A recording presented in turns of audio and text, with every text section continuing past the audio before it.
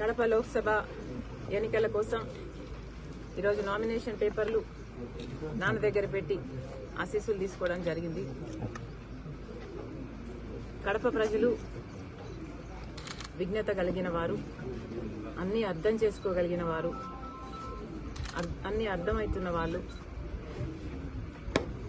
కడప ప్రజలు మంచి తీర్పునిస్తారని రాజశేఖర రెడ్డి బిడ్డకు పూర్తి నమ్మకం ఉంది. ఎందుకంటే కడప ప్రజలు, పులివెందుల ప్రజలు, కడప జిల్లా ప్రజలు రాజశేఖర రెడ్డి గారిని, వివేకానంద రెడ్డి గారిని మరిచిపోలేదు అన్న సంపూర్ణ నమ్మకం ఉంది.